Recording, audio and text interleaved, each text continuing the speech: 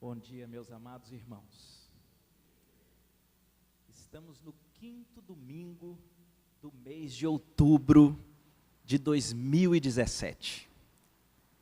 E aqueles que têm acompanhado essa série durante os 5 domingos, sabem que nós estamos nesse período, relembrando as grandes verdades de Deus, resgatadas na história da igreja, há 500 anos atrás, naquele que passou a ser conhecido como o movimento da Reforma Protestante.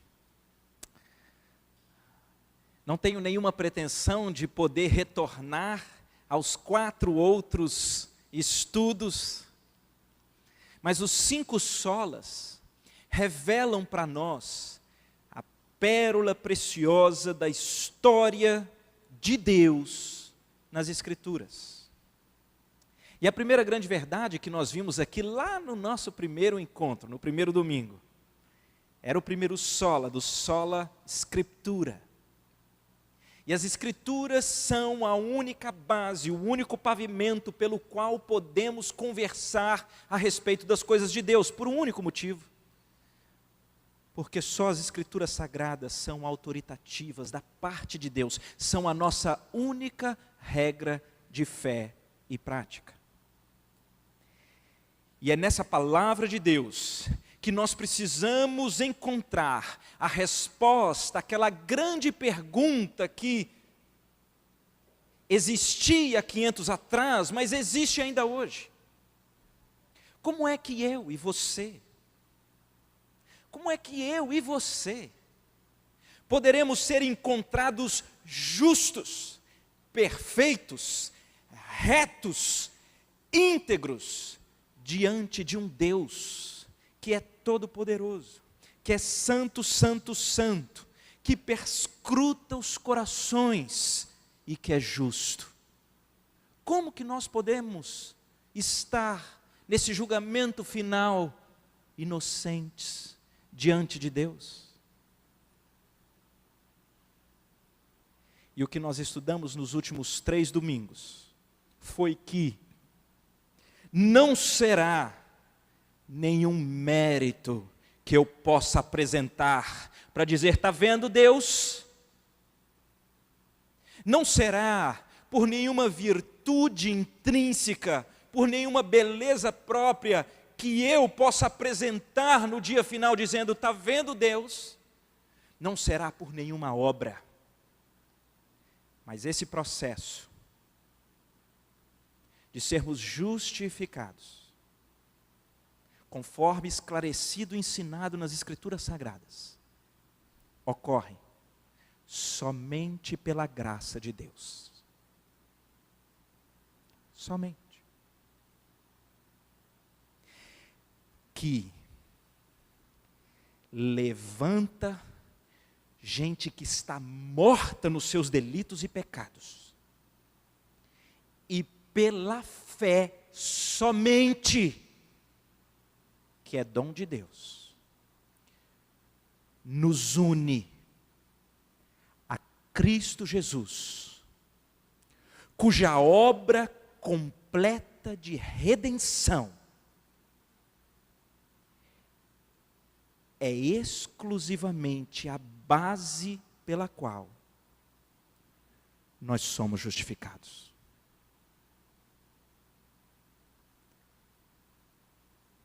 E qual o propósito final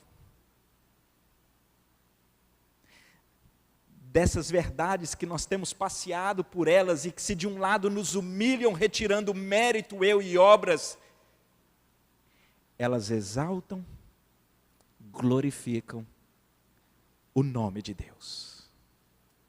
É por isso que hoje nós chegamos no nosso último sola. Soli Deo glória. Mas para aqueles que estão passeando por esses temas aqui nesse período, não tem outro jeito. Tem glória para mim, tem glória para alguém, tem glória para algum santo, tem glória para alguma estrutura eclesiástica. Não. A glória é somente de Deus, que pela sua graça, estabelece nos tempos eternos um plano de salvação realizado por Jesus, que é o Deus Filho encarnado, para que mediante a fé presente de Deus, nós possamos ter a esperança da justificação e reconciliação. De quem é a glória? De quem é a glória? De Deus. E me parece que a essa altura, esse não é nem um tema tão difícil. E se você tem talvez um pouco mais de caminhada nas Escrituras, você verá que a glória de Deus, ela inunda a terra. Salmo 19:1 diz que os céus proclamam a glória de Deus. Aquela visão que Isaías tem, Isaías 6, do Deus entronizado, é linda, porque vai dizer que ele diz: eu vi, Deus estava num alto e sublime trono, as suas vestes cobriam todo o templo, os querubins, os serafins entoavam um cântico dizendo: santo, santo, santo é o Senhor dos exércitos, e toda a terra está cheia da sua glória. A glória de Deus é manifesta na criação, a glória de Deus é revelada na salvação, a glória de Deus é de tal modo visível que o homem é inexcusável se ele tenta atrair glória para si e não reconhece que é a glória de Deus.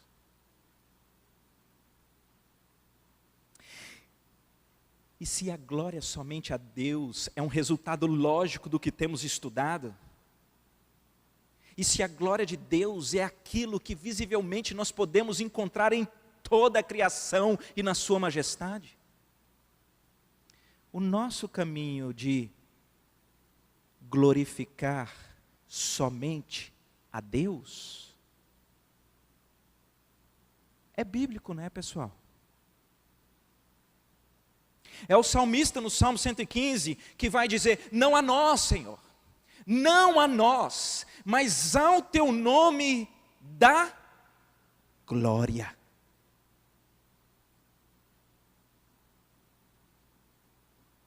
Quando nós adentramos para o Novo Testamento, talvez não haja um texto tão belo e preciso quanto a este caminho para nós, do que aquele que lemos aqui no início, do que aquele que está naquele slide, ou não é nem slide, né? É o marketing da nossa série termina com Só lhe deu glória, trazendo à memória Romanos 11:36.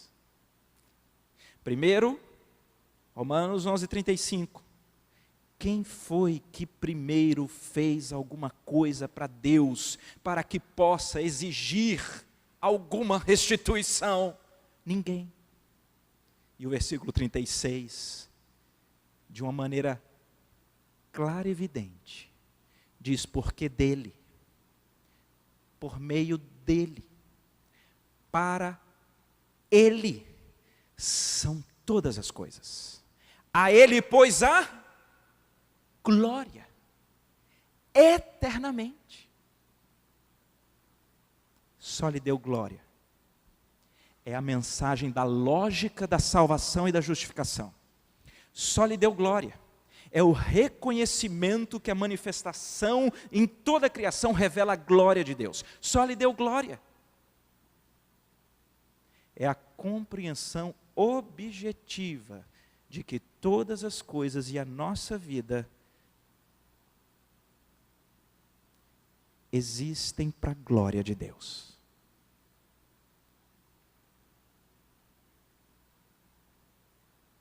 Será que eu já terminei a mensagem? Eu que sou tão conversador. Meus filhos, filho é bom demais, né? Eu fui falar em uma igreja esses dias, e aí os meus filhos foram. E a minha filha estava lá na frente, meu filho. Enquanto eu falava, a minha filha estava desenhando. E quando terminou, ela guardou o desenho, e eu saí e falei assim: filha, eu vi que você estava desenhando, o papai pode ver? E ela: pode. E quando eu peguei, eu fiquei maravilhado. Porque o desenho tinha um púlpito, e eu estava desenhado atrás do púlpito, e eu estava com um microfone, e ela desenhou um banco, desenhou a mãe, o irmão e ela. E no bonequinho dela tinha um balão, e no balão estava escrito: papai, está acabando. Eu olhei para o desenho e falei: isso aqui é o coração. Eu sei que talvez esse seria o desenho de muitos, né? A minha filha fez. Não estou acabando. Eu queria ir a um texto, na perspectiva de nós aprofundarmos um pouquinho mais sobre qual é a origem dessa necessidade de Deus, de ter tanta glória para o nome dEle. Qual é o nosso papel? Qual é o peso para nós de devotar exclusiva e tão somente glória a Deus? E ao final, como é, de modo prático, viver para a glória de Deus?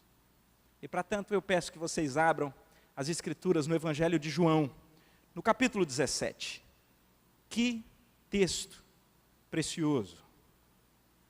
Na verdade, nós temos aqui, Jesus ora ao Pai diversas vezes no Evangelho.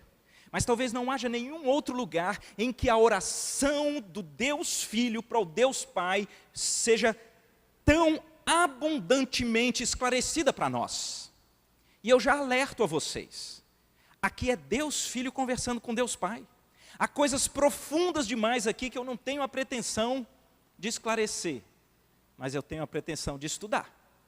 Porque se Deus revelou o conteúdo dessa conversa no centro da Trindade, é porque há muita coisa importante para ser revelada aos nossos corações. Nós vamos ler alguns versículos, não será todo o capítulo, mas vamos passear um pouquinho. Primeiro, começo no versículo 1. Tendo Jesus falado essas coisas, levantou os olhos ao céu e disse: Pai, é chegada a hora. Glorifica teu Filho, para que o Filho te glorifique a ti. Assim como lhe conferiste autoridade sobre toda a carne, a fim de que ele conceda vida eterna a todos os que lhe deste. E a vida eterna é esta: que te conheçam a ti, o único Deus verdadeiro, e a Jesus Cristo, a quem enviaste. Eu te glorifiquei na terra, consumando a obra que me confiaste para fazer. E agora, glorifica-me, ó Pai, contigo mesmo, com a glória que eu tive junto de ti, antes que houvesse mundo. Versículo 10. Ora, todas as minhas coisas são tuas, e as tuas coisas são minhas, e neles eu sou glorificado. Versículo 20, caminhando para o final da oração sacerdotal. Não rogo somente por estes, mas também por aqueles que vierem a crer em mim por intermédio da sua palavra, a fim de que todos sejam um.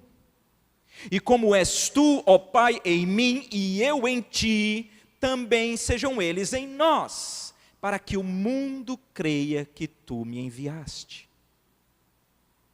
Eu lhes tenho transmitido a glória que me tens dado, para que sejam um como nós o somos, eu neles, tu em mim, a fim de que sejam aperfeiçoados na unidade, e para que o mundo conheça que tu me enviaste e os amaste, como também amaste a mim.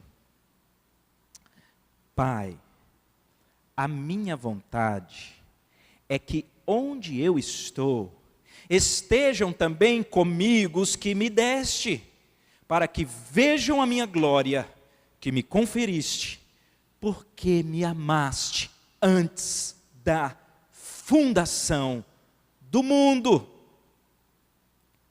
Pai justo, o mundo não te conheceu, eu, porém, te conheci. E também estes compreenderam que tu me enviaste. Eu lhes fiz conhecer o teu nome, e ainda o farei conhecer, a fim de que o amor com que me amaste esteja neles e eu neles esteja. Ah, Senhor, a tua palavra foi lida. É preciosa, profunda demais. Mas nós somos levados à tua verdade pelo poder do Espírito. É por isso que eu peço que mais uma vez o Senhor nos visite com a tua unção e compreensão da tua palavra. Em nome de Jesus. Amém. É comum uma objeção quando se diz só lhe deu glória. E qual é a objeção? A objeção é simples. A objeção é, então, esse Deus cria para que ele seja glorificado e aplaudido. Carente ele, né? Ele não é pleno, né? Não é perfeito, ele não completa, porque ele é carente de tanta glória, não é? Egoísta, narcisista. E esse texto revela e descortina para nós algo que nós talvez não vamos compreender na sua totalidade até chegarmos na glória. O que é que o texto revela? O texto revela que a estrutura do único e verdadeiro Deus é uma estrutura que existe antes da fundação do mundo. Certo, Roberto, e que estrutura é essa? É uma estrutura de um único ser, mas que se subsiste em 3 pessoas. O texto, ele é claro e pródigo a respeito do Deus Pai e do Deus Filho. E as Escrituras, e não é o nosso tema, revelam a trindade do Deus Pai, Deus Filho e Deus Espírito Santo. Mas veja o que Jesus, batendo um papo com Deus Pai, fala. Ele diz: Pai, glorifica-me contigo mesmo, com a glória que eu tive junto de ti, antes que houvesse mundo. Preste atenção.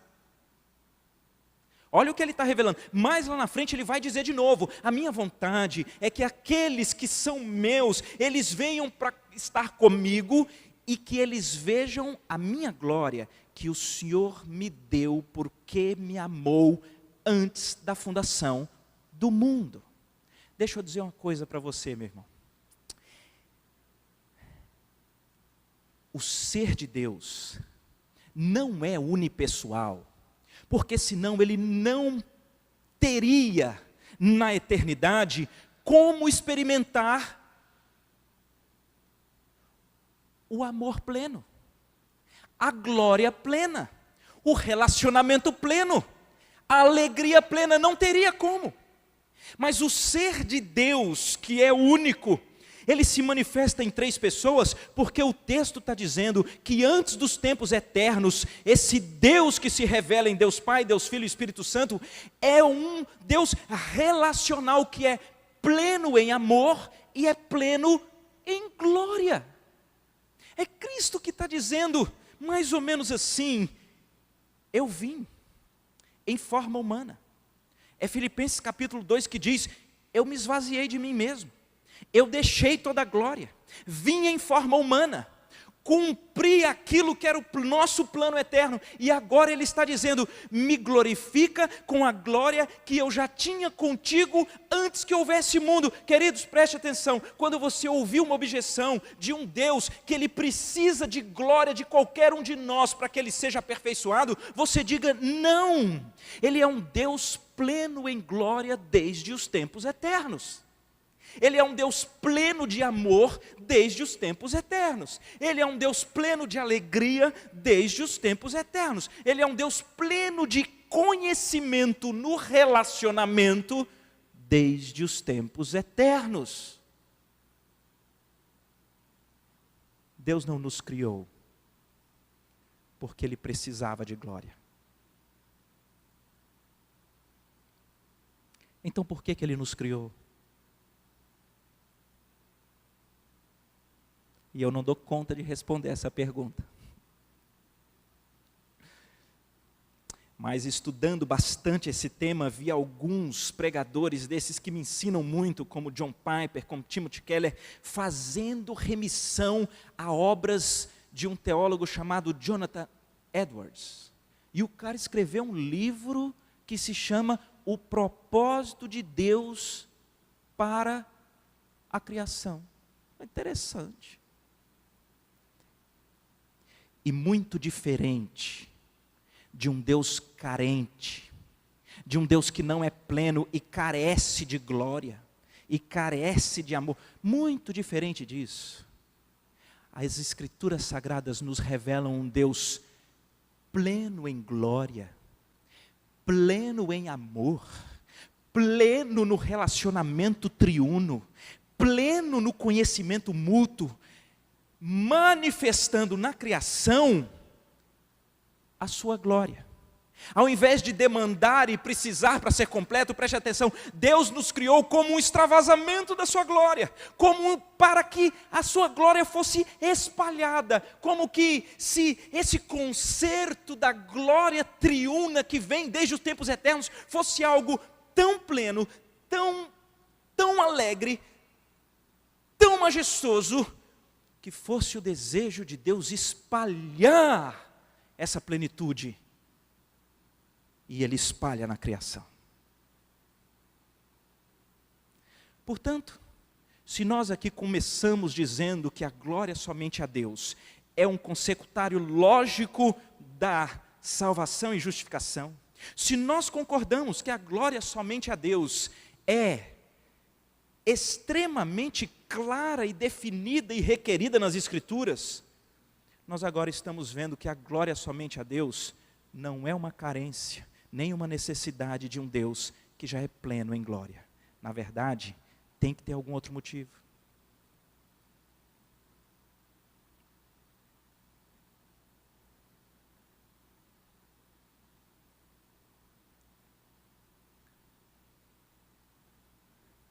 A glória somente a Deus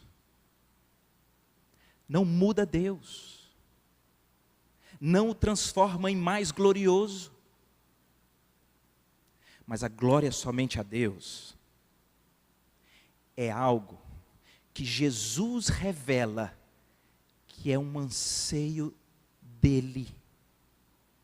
É Jesus quem diz: Pai, chegou a hora, glorifica o teu filho, para que eu te glorifique. Mas não é só isso. Ele diz: Pai, eu te glorifiquei durante toda a minha vida, fazendo aquilo que o Senhor planejou para mim. Pai, o nosso plano, o nosso desejo é que aqueles que o Senhor me deu e aqueles que vieram a crer em mim pelo poder da palavra, Jesus estava falando da gente, o nosso plano é que eles venham e se tornem um conosco, nesse concerto de glória, de amor, de conhecimento, de submissão. E o meu desejo é esse, que eles venham até mim onde eu estou, que eles percebam essa glória, que eles percebam esse amor que o Senhor planejou. Vamos caminhar aqui nesses passos, porque eu falei no início, e não tenho a pretensão de ser nem raso e nem de explicar tudo. Talvez profundo e gerando muitas dúvidas.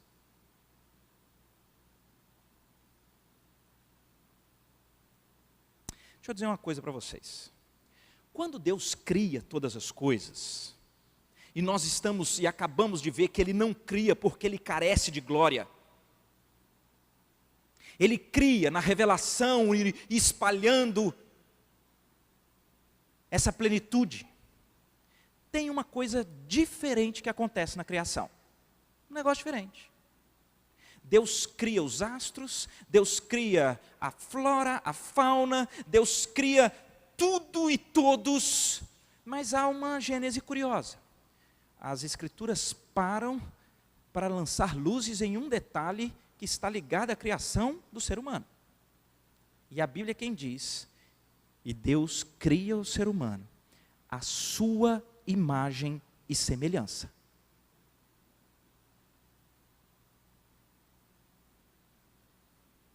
Deus planta no ser humano contornos distintos de toda a demais criação, que são contornos que estão umbilicalmente ligados à imagem e à estrutura de Deus.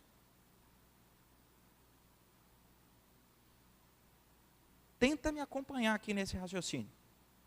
No domingo passado, quando nós falávamos daquele anseio que o ser humano tem de ser reconhecido, de ser elogiado, de ser aplaudido, e nós vimos que na estrutura do relacionamento com Deus, não tem espaço para nós procurarmos essa glória em pessoas ou em qualquer estrutura humana, mas nós vimos aqui que essa coisa que só o ser humano tem, de querer ser reconhecido, e nós vimos aqui a palavra de Deus dizendo que o bem-aventurado é aquele a quem Deus atribui justiça pela obra de Cristo, independentemente de obras da lei. E nós vimos aqui então que aquele grande anseio de sermos reconhecidos, ele nunca será cumprido em qualquer filho, cônjuge, trabalho, recursos, status, nenhuma estrutura dessa vida ou pessoa. Mas nós teremos esse desejo de sermos aceitos, reconhecidos, plenos, única e exclusivamente por Deus, pelos méritos de Cristo, ao nos atribuir a justiça de Cristo, mediante a fé, planejado pela graça. Só que tem um outro lado da moeda. Eu estou pedindo para vocês terem paciência e raciocinar aqui comigo. Se de um lado, todos nós temos um desejo de sermos reconhecidos, elogiados ou de termos glória, de outro lado, todos nós temos um instinto de adoração. É sério. Pensa comigo. É da gênese do ser humano. Alguns se lembram do exemplo simples que eu dei dos animais, do cavalo. E eu dei exemplo porque eu gosto de cavalo. E o cavalo vem e ele salta nas Olimpíadas, ele é o campeão, e ele não tem aquele desejo, de que os outros empinem e relinchem para ele. Mas o outro lado também é verdade. Você não chega na baia do potrinho e tem um pôster lá do Big Jumper. E o potrinho olha e ele sai para brincar e ele fala, eu sou o Big Jumper. Não, mas nós seres humanos temos. Meu filho gosta de futebol. Até esses dias, ele era o Neymar do Barcelona. Agora ele mudou de time, é PSG. Porque o Neymar mudou. Mas ele é até a próxima notícia. Essa semana aconteceu isso. Eu, assim, minimamente, sou gremista. E o Grêmio está indo bem lá na Libertadores. E aí, eu assisti com o meu menino os melhores momentos lá da semifinal do Grêmio com o Barcelona de Guayaquil. E quando a gente assistiu os melhores momentos, o cara que estava falando dos melhores momentos, ele disse assim, nesse jogo aconteceu uma das defesas épicas do futebol. Não me lembro, nesse ano, de ter visto uma defesa tão espetacular quanto a do Marcelo Groy no jogo.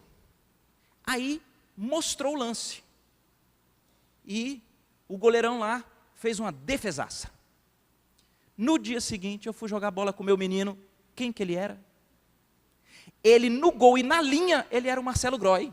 E o Marcelo Groy driblava e agarrava e fazia tudo. Porque aquele negócio atrai. Nós temos esse negócio, nós somos seres adoradores. Nós devotamos glória. Esse negócio é só do ser humano. Você não vê isso no restante da criação. É impressionante. No futebol, e esse exemplo é bem besta, né? É assim. Eu tenho um colega lá no trabalho, que ele é do esporte assim, mas doente. E ele tem um anseio, um anelo que eu passe a torcer para o esporte aqui. E ele ainda diz que eu posso continuar com o Grêmio, mas vem torcer aqui. E ele é interessante de ver.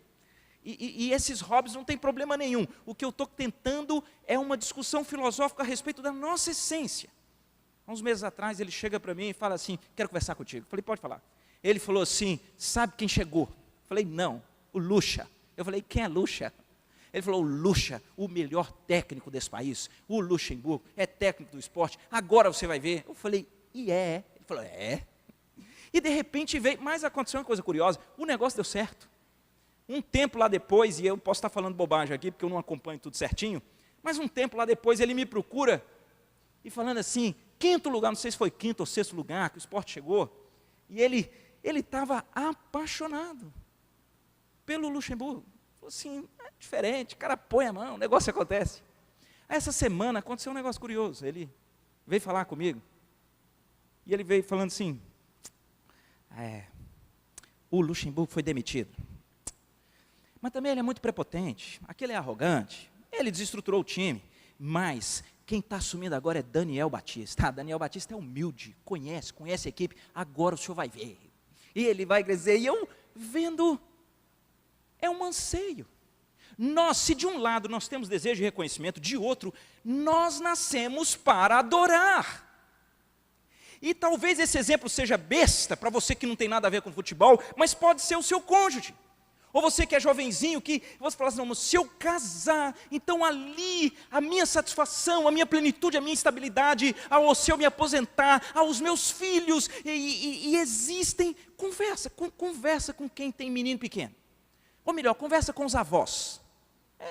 Ele fala assim, olha, não é porque é meu não, mas é gênio. O menino é um gênio, a menina, é assim, é da gênese do ser humano, está glorificando. E você glorifica os seus, e você glorifica as suas coisas. Não tem aquele que não viva em adoração. Não tem. Sabem o que é isso, queridos?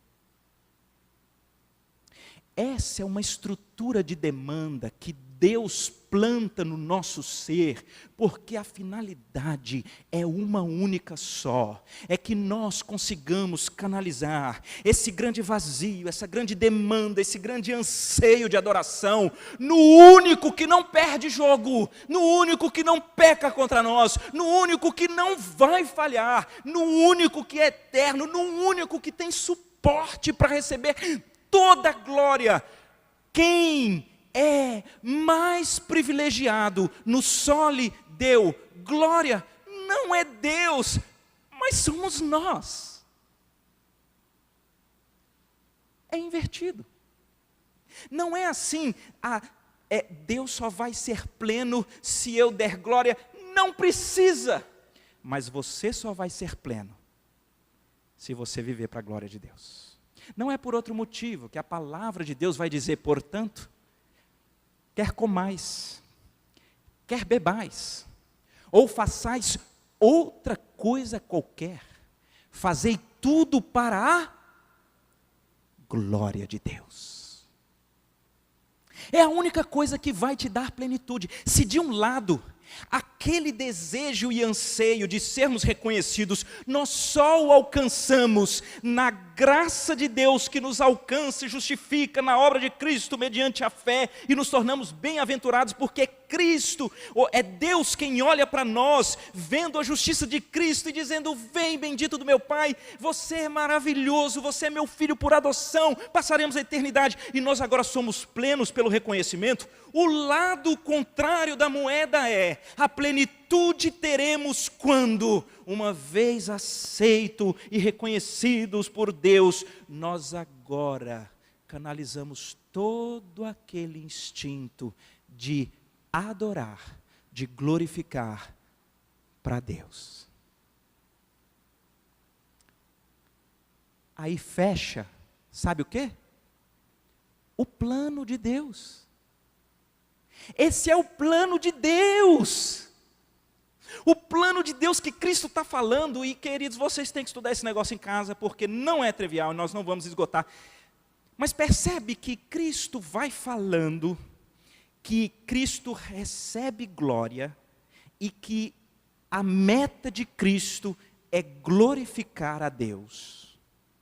E ele fala que na glória que recebeu, e que ele tem com o Pai, alicerçada no conhecimento e no amor, ele tem um desejo, que é que eles sejam um conosco, como eu sou contigo, que eles sejam comigo, e que quando eles forem inseridos nesse concerto de serem reconhecidos e aceitos, e darem toda a glória a Deus, quando isso ocorrer, o mundo vai saber que Deus existe, que salva e que justifica. É o que ele diz. Eu não rogo somente pelos discípulos que estavam ali, mas eu rogo por todos aqueles que vão crer, a fim de que todos sejam um. E como és tu, ó Pai, em mim e eu em ti, também sejam eles em nós, para que o mundo creia que tu me enviaste. E eu lhes tenho transmitido a glória que me tens dado, para que eles então sejam um como nós o somos, eu neles, tu em mim, a fim de que sejam aperfeiçoados na unidade, e para que o mundo reconheça e conheça que tu me enviaste e os amaste, como também amaste a mim. Preste atenção, Deus, ao espalhar a sua glória, não carece de nada, mas Ele cria seres como eu e você, carentes. Nós somos. E só seremos supridos na nossa carência por Deus, e só poderemos ser plenos quando canalizarmos o nosso instinto de adoração e de glória a Deus, porque essa é a estrutura revelada de Deus no seu relacionamento perfeito, amoroso, em conhecimento e em glória desde os tempos eternos. E Ele nos pega e nos põe nesse concerto eterno de amor e glória. E qual passa a ser o anelo do nosso coração? Se Deus, diz o texto, né? Romanos 8, lá começa 29, e ele vai dizendo, aos que predestinou, já é o 30 esse, aos que predestinou, a esses também chamou, e aos que chamou, justificou, e aos que justificou, a estes glorificou. E Cristo está dizendo aqui, que essa, a forma pela qual nós conseguiremos dar a glória que Deus merece, é sendo por Cristo glorificados em Deus. Essa é a nossa vida. Somos justificados para uma glorificação que é do já e ainda não, porque nós sabemos que é uma obra completa e perfeita, mas nós ainda não estamos livres das inclinações do pecado, então essa glorificação há de ser na glória eterna.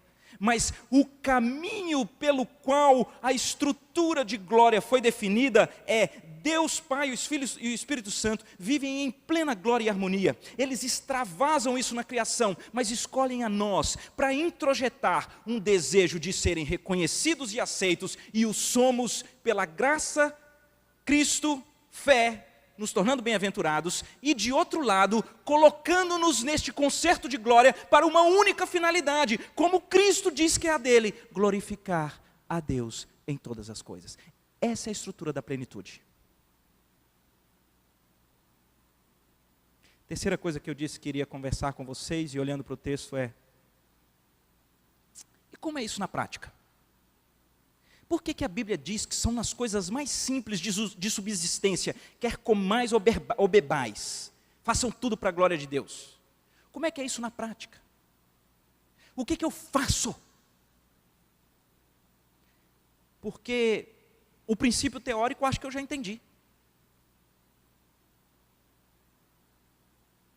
E eu queria então olhar para o texto, para encontrar com vocês os ingredientes que estão aqui envolvidos na devoção de uma glória a Deus. Primeira coisa, Jesus, quando diz, me glorifique, chegou a minha hora, é a morte, é a cruz, é o cumprimento do plano. Chegou a hora. Glorifica o teu filho, para que eu glorifique a ti.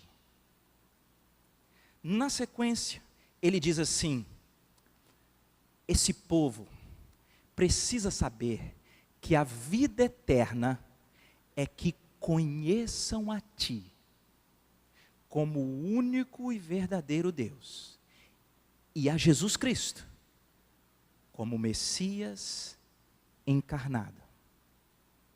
Depois, já no final, Jesus de novo volta a falar desse ingrediente. Ele fala no 25 e no 26, que o mundo não conheceu a Deus, mas aqueles que creem em Jesus pela palavra, compreenderam que Deus o enviou. E verso 26, eu lhes fiz conhecer o teu nome, e ainda o farei conhecer. Preste atenção no primeiro ingrediente.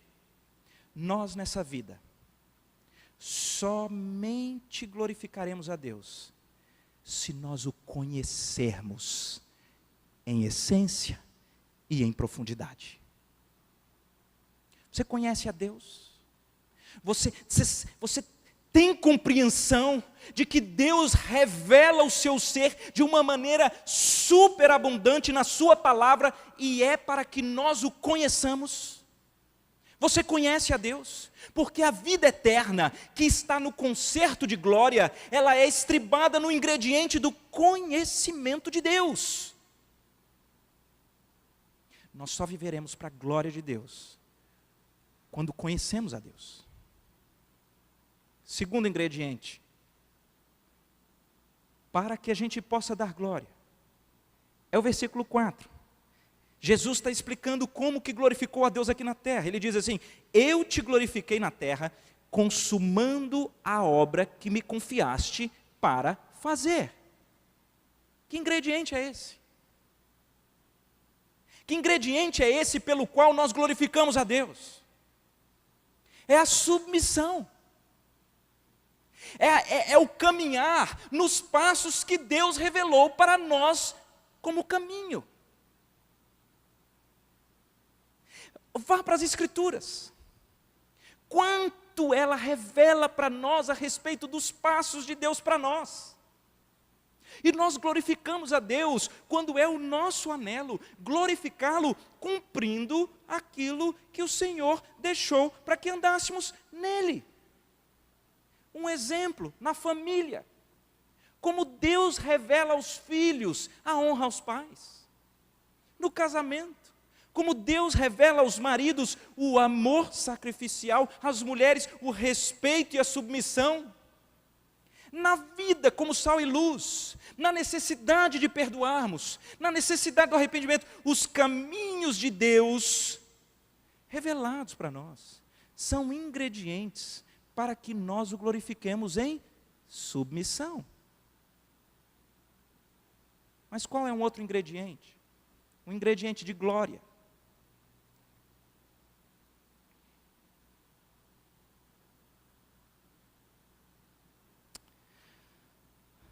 Por exemplo, o verso 24, Jesus está como que chegando naquele resumão, né? Ele diz assim, Pai, a minha vontade é que onde eu estou, estejam também comigo os que me deste, para que eles vejam a minha glória que tu me conferiste. E Deus conferiu glória a Cristo por quê? Olha o que ele diz, porque me amaste antes da fundação do mundo.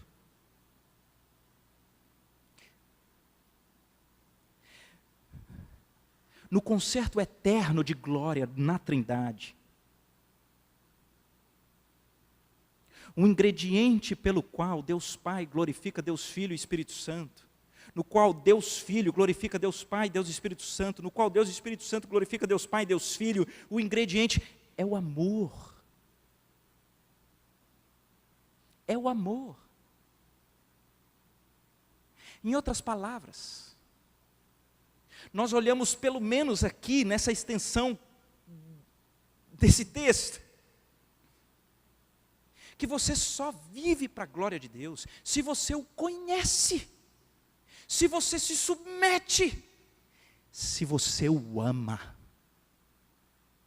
Talvez não seja por nenhum outro motivo que o Senhor Jesus, ao resumir a lei e os profetas, ele diz, é o primeiro e grande mandamento: ame ao Senhor.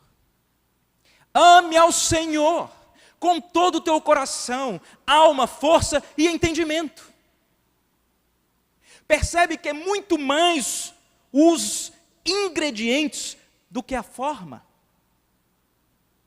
No primeiro culto eu tentei dar um exemplo aqui, vou fazê-lo de novo, talvez possa ser didático para você entender. Nós já estamos agora num último passo, que é certo, e como eu vivo para a glória de Deus. E o exemplo era simples. A minha esposa faz aniversário ali bem pertinho do Dia dos Namorados, em junho. Então imagine comigo a seguinte situação. Naquele período, já todo cheio do romantismo da data e também do simbolismo do aniversário, ela é tomada de assalto quando, ainda dormindo, ela escuta a porta do quarto se abrindo e de lá uma voz aveludada, cantando aquele que é a sua música romântica preferida. E ali, inebriada, acordando com aquele sonido, ela vê a imagem do seu marido adentrando com um café da manhã numa bandeja.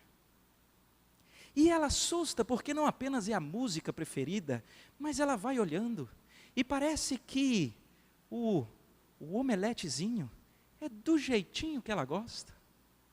O leitinho com café está adoçado com xilitol, do jeitinho que ela gosta. Mas ainda antes que eu entregue a mesa, naquela cena dela ainda na cama, ela vê em cima, em bom relevo, um cartão lindo e na cor predileta. E quando eu entrego aquilo e ela lê no cartão palavras inefáveis que não é lícita aos de fora do casamento ouvir, ela então me faz uma pergunta: mas meu bem, por que tudo isso? E eu então olho nos olhos dela e digo: a minha mãe que mandou. E o pior, que nós estamos precisando daquele dinheiro que ela vai emprestar, e ela disse que se até hoje eu não fizesse isso, ela não emprestava o dinheiro. E ela até escreveu aqui o roteiro. Eu nem sabia que você gostava de omelete, era desse jeito, mas ela botou aqui, ó, a música, a cor do cartão, e ficou legal, não ficou? Hã? Se põe no lugar da minha esposa. Talvez você vai dizer que era muito melhor se nem houvesse aquele exterior pomposo. Não é verdade?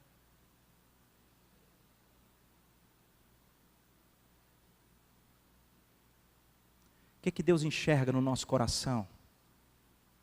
Quando a gente vem à igreja, quando a gente até levanta e canta, ou quando a gente, quem sabe, faz uma oração antes de uma refeição, ou quando talvez a gente deixa uma Bíblia em cima no trabalho, será que ele vê um coração que é completamente cheio de si, realizando as coisas certas, mas com os motivos completamente equivocados? Será que Deus, quando olha para nós, que temos talvez trilhado a caminhada ali bem perfeitinha, mas nós estamos na expectativa daquilo que a gente pode ganhar, naquilo que Ele pode dar, naquilo que alguém vai poder ver, naquilo que pode dar certo para o meu umbigo, será que é?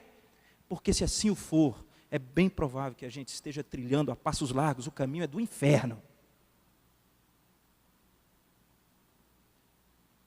Porque outra coisa totalmente diferente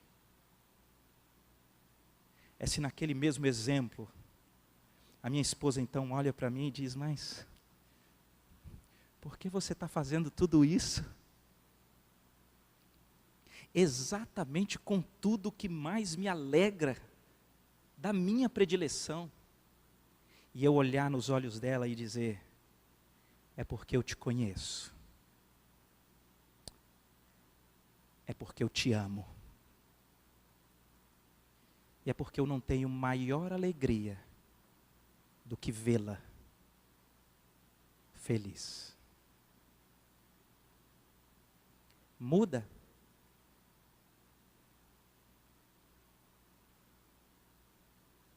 Você vive para a glória de Deus? Não estou falando de trejeitos. Não estou falando de hábitos. Eu estou perguntando se você o conhece. Você se deleita no conhecimento de Deus. Você é ávido por conhecê-lo na sua palavra, nas pregações, nas exposições.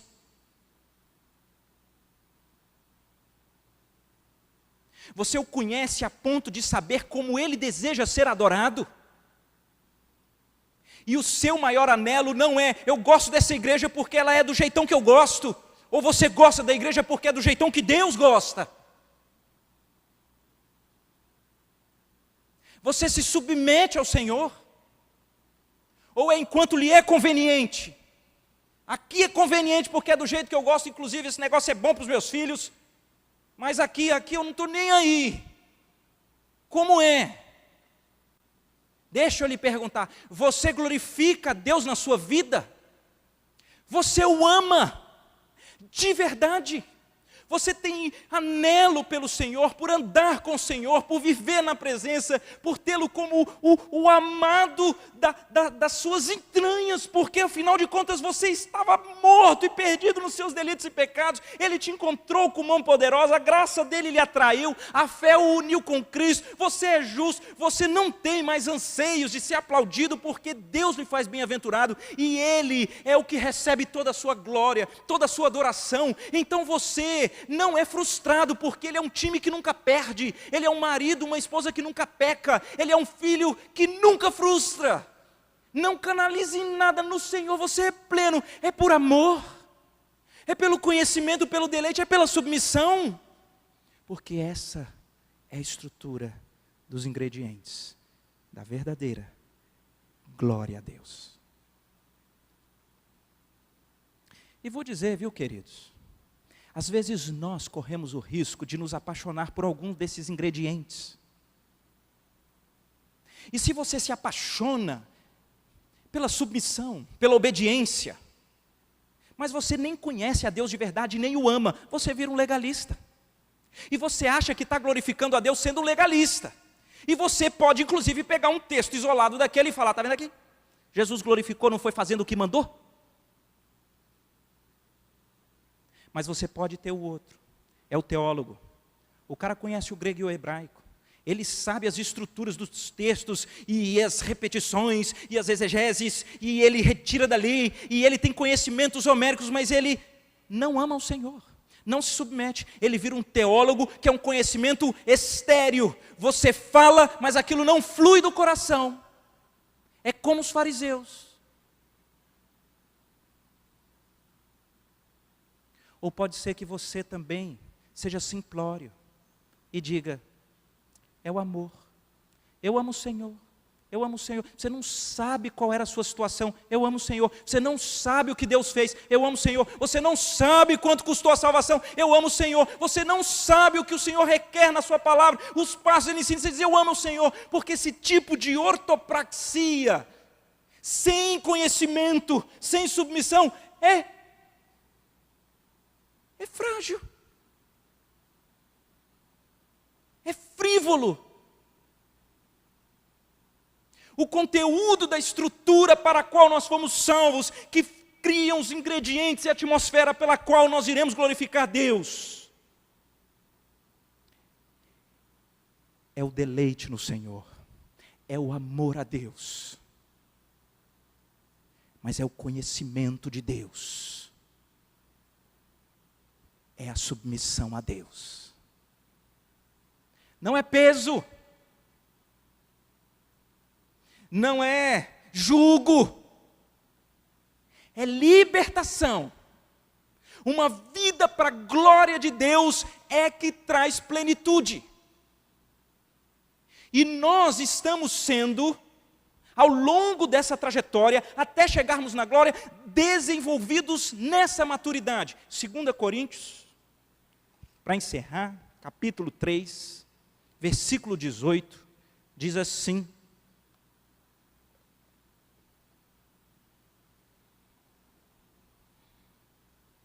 Segunda Coríntios 3, versículo 18, diz: e todos nós, vou começar do 17, porque ajuda-nos a compreender a trindade desse ser único que é o nosso Deus. Ora, o Senhor é o Espírito, e onde está o Espírito do Senhor, aí há a liberdade. E todos nós, com o rosto desvendado, contemplando como por espelho a glória do Senhor, somos transformados de glória em glória, na sua própria imagem, como pelo Senhor, o Espírito. Que processo lindo! Esse processo é o processo de inclusão de todos os que são lavados e remidos em Cristo, no grande concerto da glória, do amor, do conhecimento e da alegria. Nós ainda temos que, como por espelho, o vislumbre da glória de Deus, porque seríamos fulminados. Nós, à medida que estamos sendo, como vimos em João 17, quando nós estamos sendo glorificados em Cristo, nós estamos como que conhecendo mais e mais a nossa missão no concerto de Deus, que é sermos completamente reconhecidos e bem-aventurados no reconhecimento e na justiça que Deus nos atribui, e vivermos completamente para a glória de Deus. E de glória em glória nós temos sido conformados à imagem dele, para que em um determinado momento, quando tombarmos aqui, sermos recebidos na glória, e com uma glorificação completa, nós estaremos aptos a por toda a eternidade sermos parte desse conselho eterno de glória, onde o conhecimento perfeito e profundo do nosso Deus será nosso, onde o amor pleno e perfeito será nosso, onde a aceitação e o reconhecimento estará em nós, mas onde nós o glorificaremos de uma maneira completa e perfeita por toda a eternidade. É como se esse processo fosse John Piper. Eita, John Piper, olha, se eu pudesse dar um conselho, pesquisem e aprendam sobre a glória de Deus com John Piper. É especial, é um negócio que inunda o coração. E uma ilustração curiosa que ele faz, ele diz: nós ainda nem somos capazes de glorificar a Deus como Ele é, e Deus vem nesse processo da nossa transformação. Por que faz parte da estrutura da salvação a glorificação? E ele diz: é como se nós precisássemos ter um motor que fosse uma turbina de um Boeing 787, só que a gente não tem carenagem nem de Fiat 147, não dá. E nós somos então, ao sermos justificados e glorificados, nós vamos a cada dia mais tendo um vislumbre e uma estrutura dessa beleza da justificação, dessa beleza da criação, dessa glória de Deus que inunda a terra, e essa estrutura vai cada vez nos dando mais e mais condição de vivermos de maneira plena para a glória de Deus, que será muito e muito mais aperfeiçoada quando com Ele reinarmos em glória.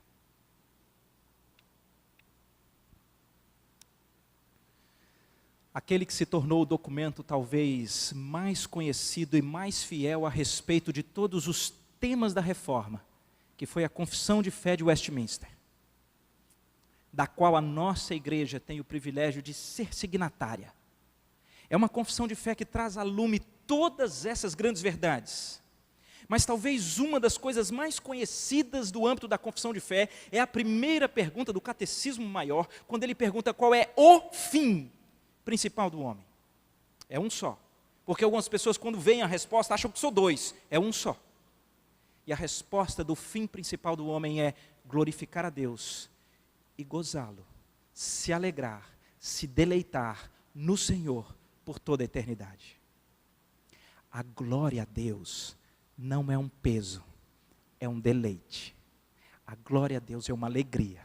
A glória a Deus, se eu puder lhe dizer, ela traz plenitude, é para nós, não é para Deus.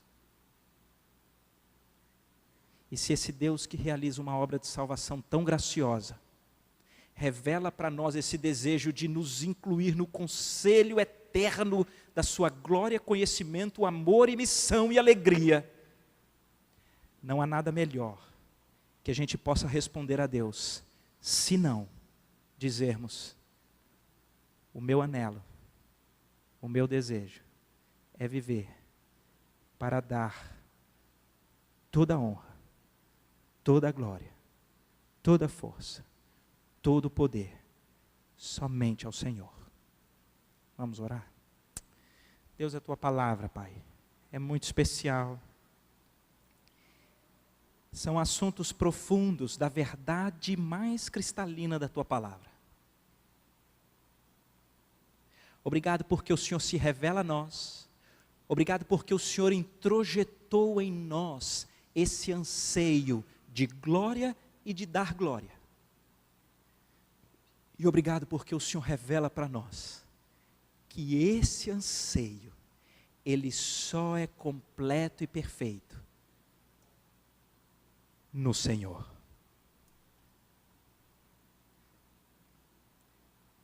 Que esse privilégio, deleite de sermos bem-aventurados pela justiça que o Senhor nos deu, que isso mude a nossa história, mas que esse deleite e esse privilégio de vivermos nas coisas mais singelas da vida, para a tua glória, mude a nossa história. Que isso atraia essa plenitude de vida para a qual o Senhor nos criou e para a qual o Senhor nos resgatou na obra de Cristo Jesus. Queremos viver com o Senhor, para a tua glória, conhecendo o Senhor, submisso aos teus passos e amando o Senhor de todo o nosso coração, alma, força e entendimento. Em nome do Senhor Jesus. Amém.